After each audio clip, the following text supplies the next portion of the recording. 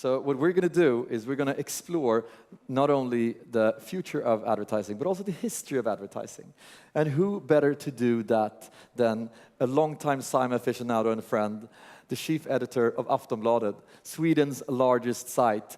Jan Helin, take it away.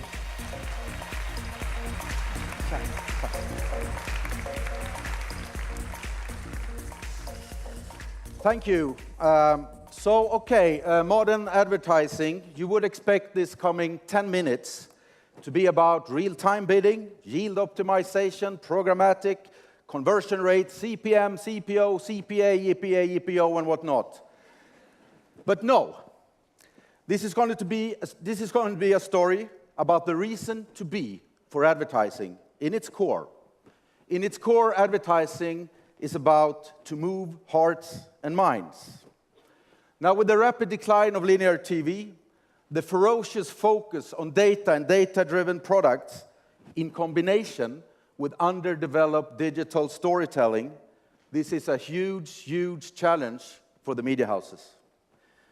We can also call this next 10 minutes the reason for the forced, but sometimes happy, marriage between journalism, storytelling, advertising into, yes, branded content. But now, let's start here. Let's start with the classic storyline, once upon a time. Once upon a time, there was the birth of modern advertising, the era of Mad Men, Madison Avenue in New York City in the 1960s. It's a time when television was black and white. Photography in newspapers was black and white.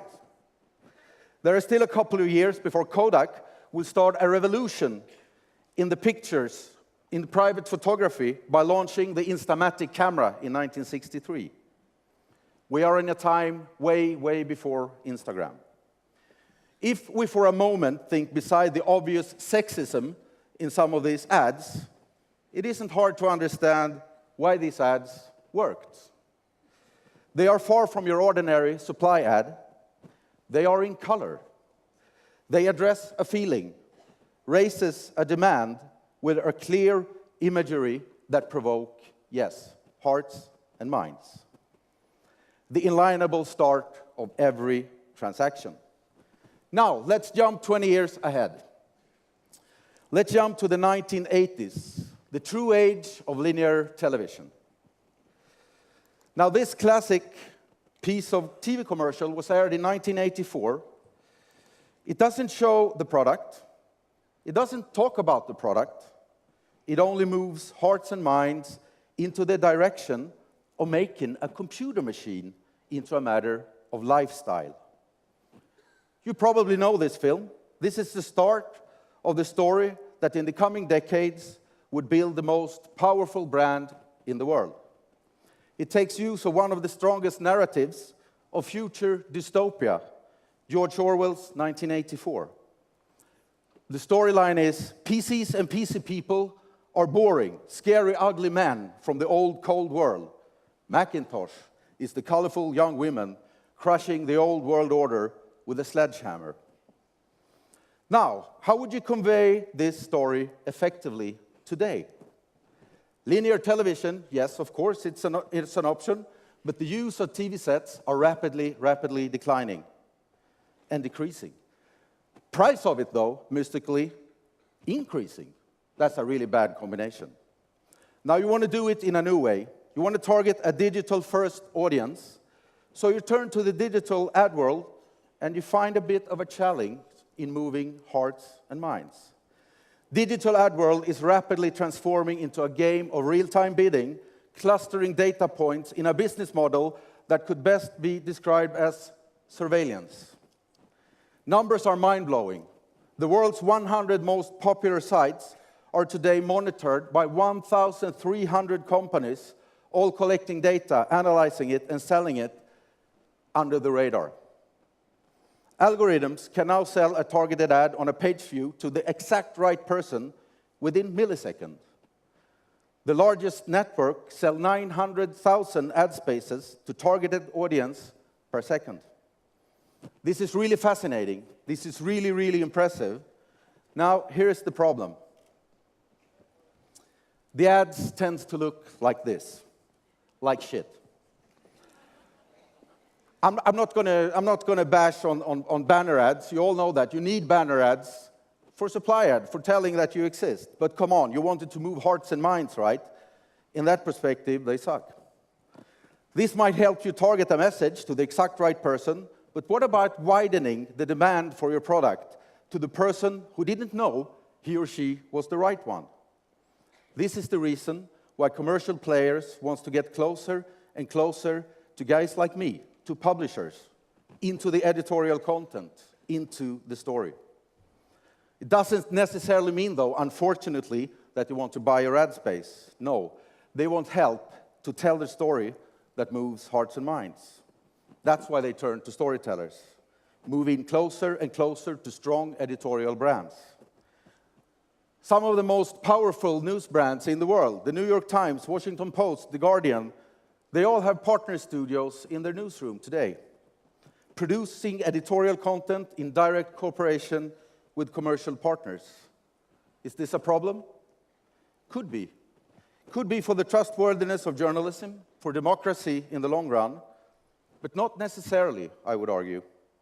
As long as you are transparent, let your audience know what is what, and as long as the branded content is as good as your other content. I like to prove my point by reflecting on the best example of branded content I have ever seen. You might have seen this. If that's the case, just sit back, relax, and reflect on what does this really tell you. It's a content that promotes female hygiene products, a classic low engagement product where the creative high so far has been, you know this, blue liquid poured on cotton. Now this example I'm going to show you is how storytellers would do it. This is an angle on equality and feminism that any editor would die for. But this is a feminist storytelling with the purpose of selling hygiene products. This was released in July this year and was all over the news in the US for having reached 47 million views in less than 14 days. This is returning to the core reason to why advertising exists, moving hearts and minds by putting words, sound, and image together in a story.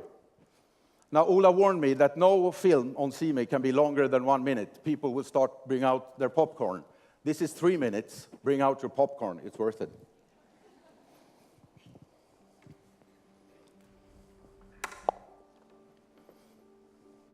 Hi, Erin. Hi. Okay, so I'm going to just give you some actions to do. I just do the first thing that comes to mind. Show me what it looks like to run like a girl.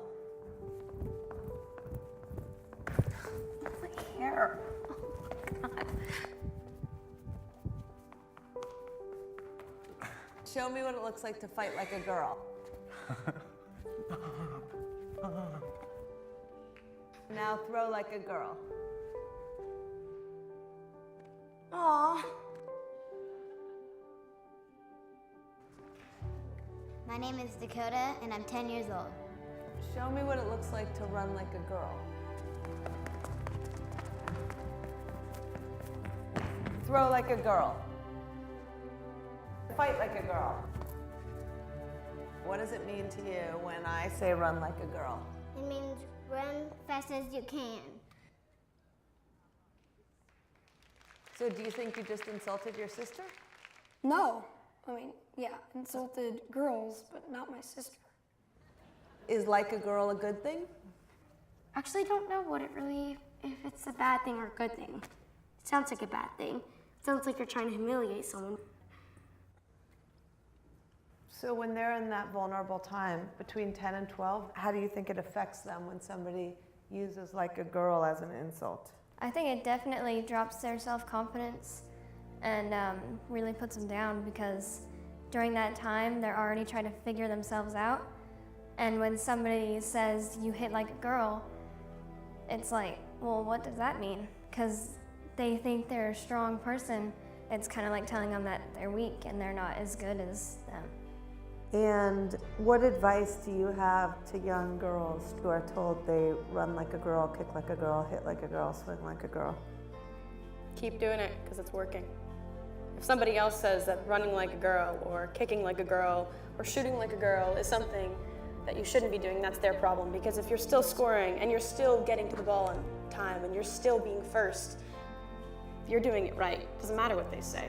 I mean, yes, I kick like a girl and I swim like a girl and I walk like a girl and I wake up in the morning like a girl because I am a girl. And that is not something that I should be ashamed of. So I'm going to do it anyway. That's what they should do.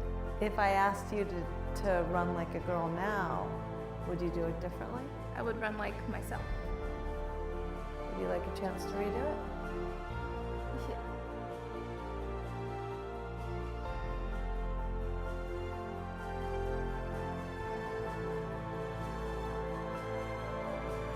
Why can't run like a girl also mean win the race?